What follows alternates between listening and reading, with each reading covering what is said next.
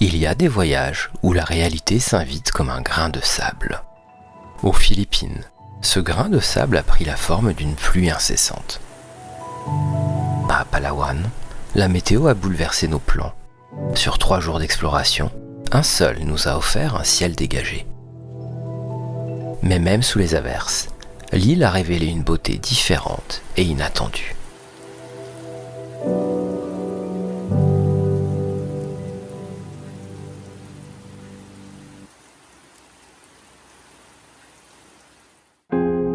Nous nous réveillons au Coron Soleil Garden Resort, sur l'île de Busuanga. Le ciel est gris, chargé de nuages, et une légère pluie tombe déjà sur les jardins de l'hôtel.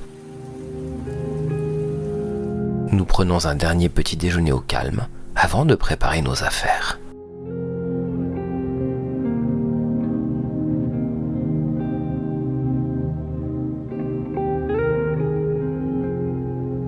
Ce matin, nous quittons Coron pour rejoindre El Nido sur l'île de Palawan. Un ferry nous attend au port de Coron. La traversée de la mer de Sulu dure entre 3h30 et 5h selon les conditions météorologiques. Le bateau est plein, principalement de voyageurs comme nous, impatients de découvrir Palawan. La météo ne nous épargne pas, pluie battante, mer agitée, horizon voilé. Malgré tout, il y a quelque chose de captivant dans ce décor brumeux, où les silhouettes des îlots karstiques se découpent timidement dans la brume. Lorsque nous accostons, la pluie est toujours là. Nous montons dans un tricycle pour rejoindre notre hôtel. Les routes sont inondées par endroits, les toits en tôle résonnent sous la pluie, et la ville semble tourner au ralenti.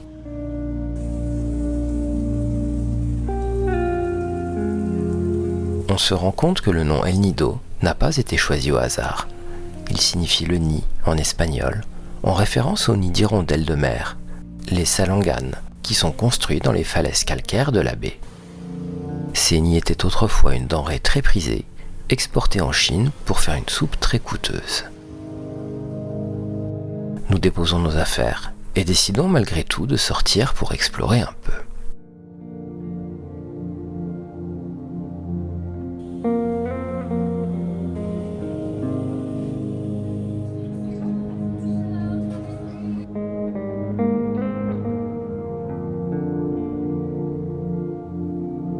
Nous longeons la baie d'El Nido, d'ordinaire animée et colorée. Aujourd'hui, tout est plus silencieux, presque mélancolique.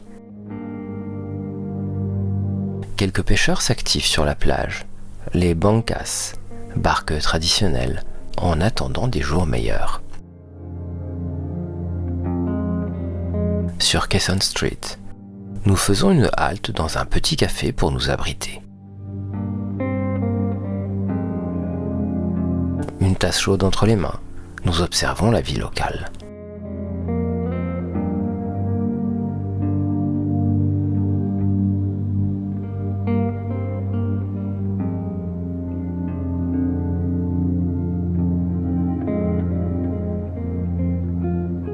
Le reste de la journée se déroule tranquillement et rythmé par les averses.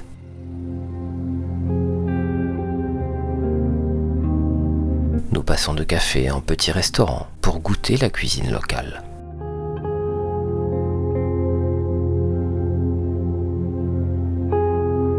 Pas de grandes découvertes aujourd'hui, mais une immersion dans une atmosphère plus intime où l'on prend le temps de ralentir.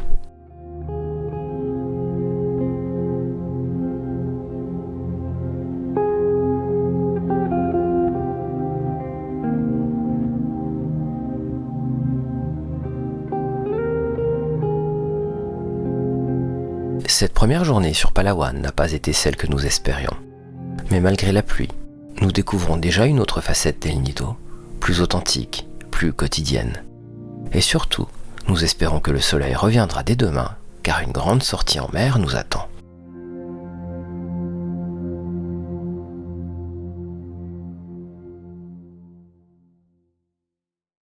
Le lendemain matin, la chance nous sourit enfin.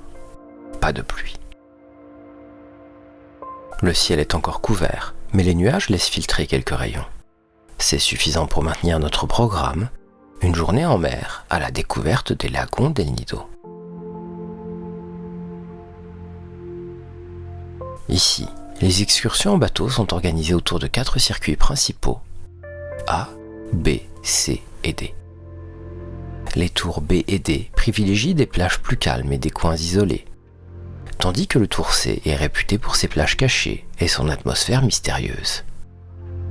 Mais le plus populaire reste le tour A, qui combine les lagons les plus célèbres, du snorkeling et quelques plages de sable blanc.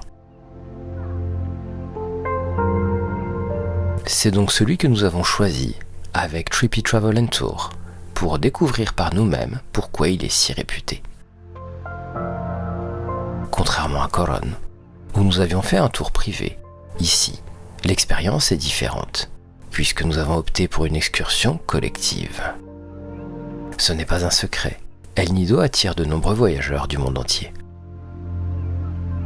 La ville a connu un développement fulgurant, loin de son passé de simple village de pêcheurs. Cela donne à l'expérience un autre visage. Le prix est plus accessible, mais l'ambiance n'est pas la même. C'est un mélange de convivialité, d'énergie, mais aussi d'une certaine affluence qui change forcément la perception du lieu. C'est le contraste entre la nature brute des lagons et l'animation de la ville.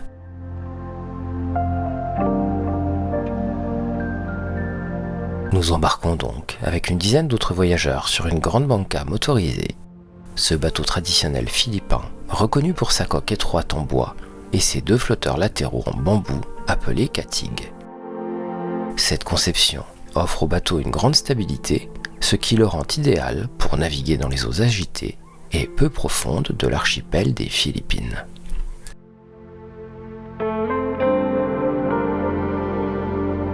Notre premier arrêt se fait dans l'un des lieux les plus emblématiques du parc naturel d'El Nido, le Big Lagoon sur l'île de Miniloc. Réputé pour ses falaises calcaires vertigineuses et ses eaux aux reflets turquoise et émeraude, il incarne à lui seul l'image de carte postale des Philippines.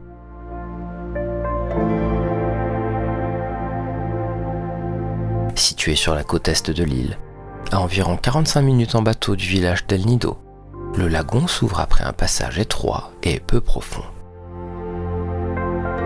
On débouche alors sur une vaste étendue d'eau, calme, presque irréelle, formée il y a des millions d'années à partir d'anciens récifs coralliens. Pour préserver cet écosystème fragile, les bateaux motorisés ne sont plus autorisés à l'intérieur. La meilleure façon de l'explorer reste donc le kayak, qui permet de se faufiler dans les recoins secrets, d'écouter le silence et de découvrir la vie marine en snorkeling à l'entrée du lagon. À mesure que nous avançons, les murailles karstiques surgissent de la mer turquoise. L'entrée est majestueuse, comme un portail qui s'ouvre sur un sanctuaire naturel. À l'intérieur, le calme est saisissant. Seuls résonnent les clapotis de l'eau et le bruit régulier de nos pagaies. Un décor impressionnant, à la fois fragile et grandiose, qui justifie à lui seul la renommée mondiale d'El Nido.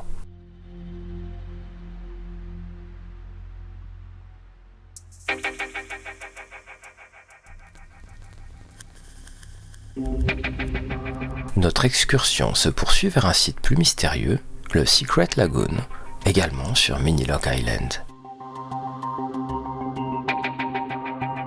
Ici, l'accès est encore plus restreint.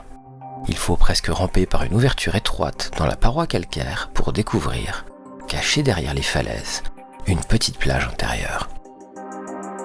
Bien que ce fait ne soit pas avéré, on raconte localement que cet endroit aurait inspiré Alex Garland pour son roman The Beach. Si le film de Danny Boyle avec Leonardo DiCaprio et Guillaume Canet a finalement été tourné en Thaïlande, c'est bien ce genre de plage secrète et isolée qui a fait naître le mythe.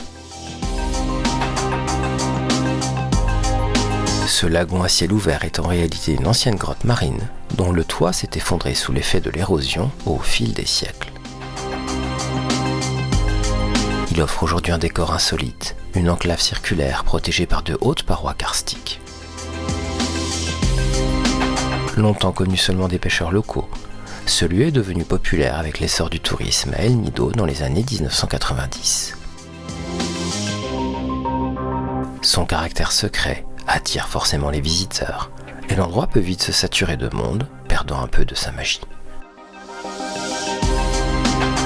Mais malgré cela, il reste l'un de ces lieux qui rappellent combien la nature façonne, détruit et recrée sans cesse des paysages uniques.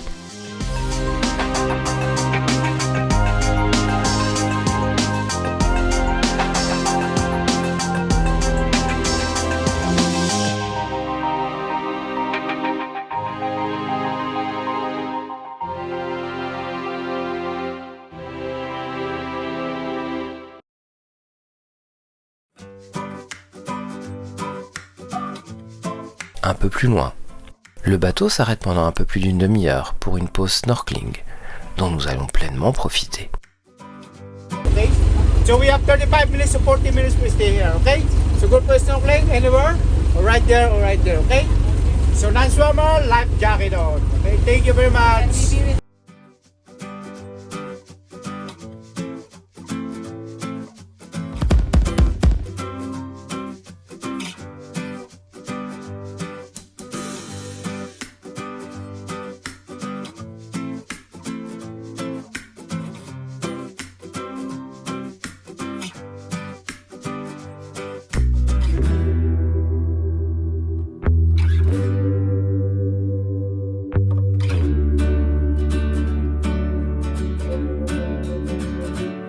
Après avoir découvert ces lagons cachés, notre bateau met le cap vers une petite île où nous attend une pause bien méritée, Shimizu Island. C'est ici que la plupart des excursions du Tour A marquent l'arrêt pour le déjeuner. Notre équipage s'installe directement sur la plage et prépare un repas typiquement philippin. Poissons fraîchement grillés, poulet, riz parfumé et fruits tropicaux.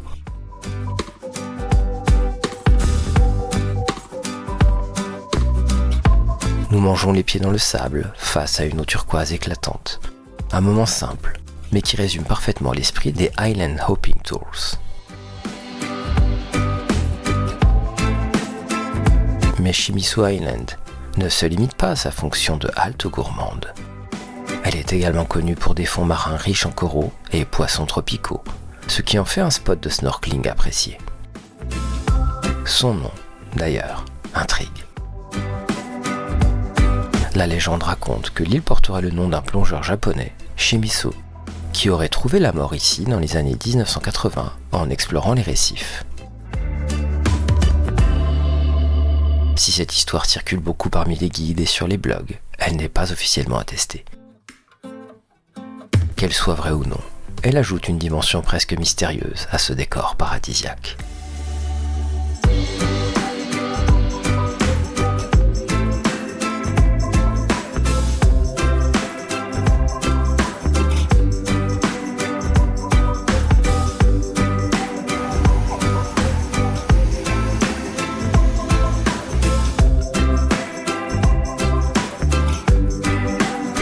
Après cette pause déjeuner, il est temps de reprendre la mer pour notre dernier arrêt.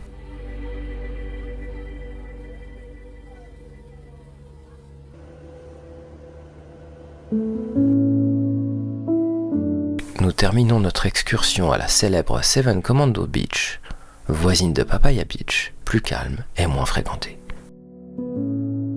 Un contraste parfait avant de rejoindre Seven Commando, dont le nom intrigue encore aujourd'hui.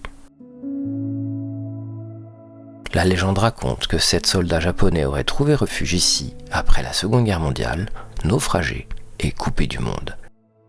Qu'elle soit véridique ou non, cette histoire donne une résonance particulière à ce décor idyllique. Sous les cocotiers, face au sable blanc et aux eaux turquoises, on se prend à imaginer ces destins perdus au cœur du Pacifique.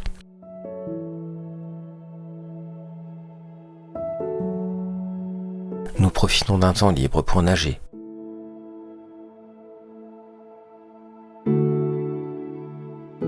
marcher pieds nus sur le sable et simplement savourer l'instant.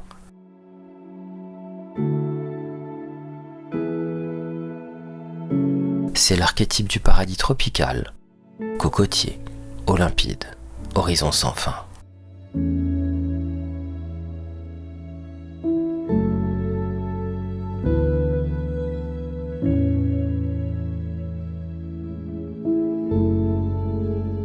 En fin d'après-midi, retour à El Nido.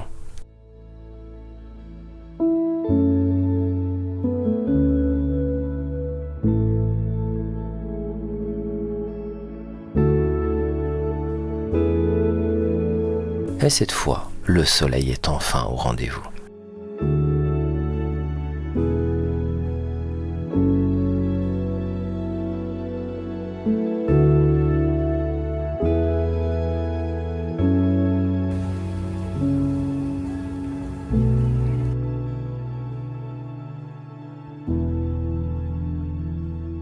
Nous marchons le long de la plage, baignés par une lumière dorée qui transforme complètement l'ambiance.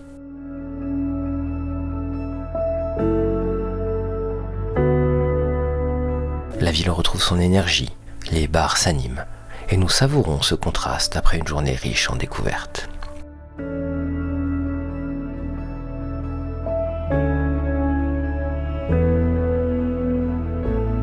Après avoir découvert Corón et El Nido, on comprend vite à quel point ces deux destinations se complètent. El Nido Tour A concentre les paysages iconiques de Palawan, tandis que Corón attire surtout les passionnés de plongée et ceux en quête de sérénité.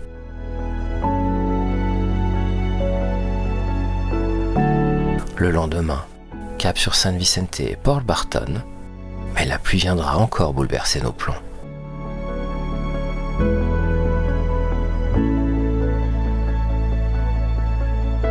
Nous reviendrons sur ces imprévus dans un épisode spécial de nos chroniques de voyage aux Philippines. Si ce type de récit plus personnel vous intéresse, pensez à vous abonner et à activer la cloche pour ne rien manquer.